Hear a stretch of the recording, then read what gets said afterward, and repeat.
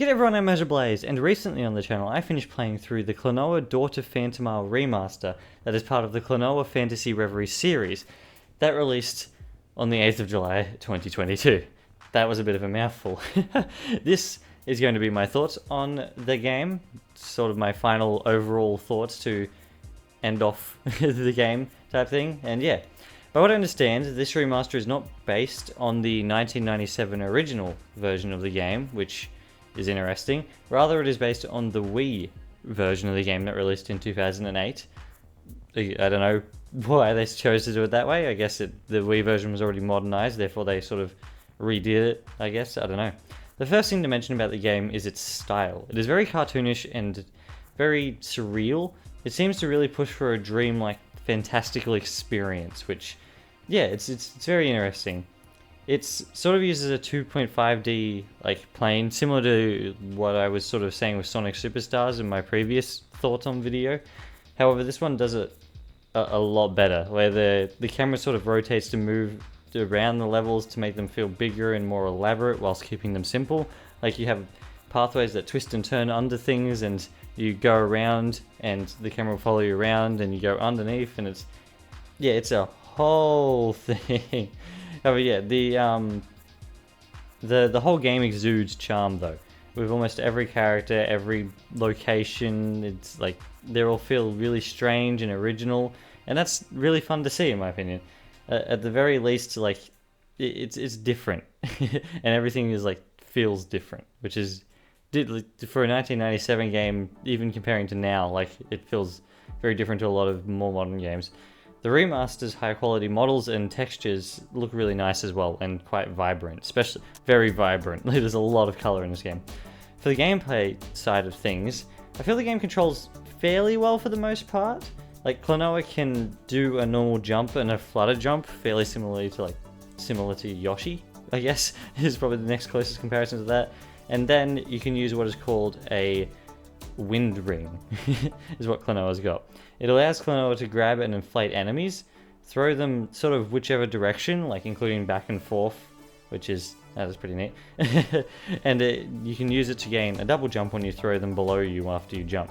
The wind ring is a really unique movement and like battling option, and I don't know, it's a really fun gameplay mechanic, and it really makes Klonoa stand out from a lot of different things. My biggest problem with the gameplay, however, is I guess it can feel a little bit strange. The controls for it can feel a little bit strange at times. Mainly pretty slippery, I guess. For the most part it felt fine, however, like oftentimes, yeah, I would find it would make like precise platforming quite difficult, and slipping into enemies was definitely something that happened a fair amount of the time, which was frustrating. Like I'd go up to an enemy and I'd want to stop before it, however, even though I feel like I've let go of the joystick at the very least, like I'd managed to hit the enemy anyway. That was always quite frustrating, and that happened a lot in my opinion. However, yeah, like I guess another part that hampered the precise platforming, however, was like the lack of I guess a persistent drop shadow. Like Klonoa has a shadow, however, it works like how like a realistic shadow would work, where if he jumps away from the ground, depending where the light is, the shadow will move to compensate to go with it, which is how it would work sort of in real life. However, something for platformers, especially 2.5D platformers, because it's a little bit more difficult to be precise when you're sort of looking down at an angle. The drop shadow that always stays underneath the character is the nicest way to go, in my opinion, because it means you can sort of line up where you're jumping. And while you can sort of do that with the shadow that's there, it's much more difficult, and it's not very, I guess, dark, the shadow. Because it's interesting though, because it is something that the original had and the Wii version had, where like a solid round drop shadow underneath. I don't know why the remaster did away with it. Who knows? Anyway, the boss battles use the 2.5D style quite well as well. You have like different approaches to defeating every single type of boss almost, and some of them like you go around them, some of them there's like sections where you have to like go into where they are and then back out again. That's always neat. As for the story and the characters, it continues like the whimsical feel, like the very dreamlike feel, with a diverse set of beings, including a fish that can fly and a small evil jester.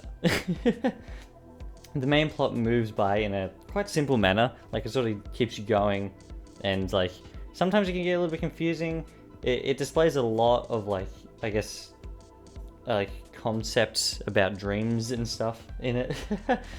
Sort of like, yeah, it's a sort of a concept of the game, like, or subcontext, sorry, of the game, that like it sort of like has that in the background. However, otherwise it's like it feels for the most part like a fairly like normal like adventure story. However, it does have some rather like really sad moments, and moments that came out of nowhere for me. That was actually really neat to see, and nice to have like some things that like came out of nowhere, and I was like, oh, okay, that's strange. And then there was some things I was really sad about. Yeah. Anyway, overall though, I feel the game is like ultimately really fun, and I highly recommend it. I understand that it's not I guess it's not the most popular of platformers. However, like overall, it is really fun. It exudes a lot of charm and is very unique. However, as I said, there are some issues that I picked up with it personally. However, some other people might not even have an issue with it, I guess. However, yeah, I do highly recommend it, however, because it was quite fun to play. However, yeah, I believe that is all from me today. I apologize, this is a little bit of a shorter final thoughts on Klonoa.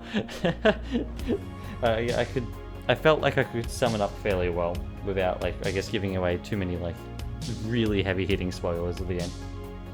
Yeah, therefore, I hope everybody enjoyed this video. Thank you for watching, and I shall be back in the next one. Cheers, everyone!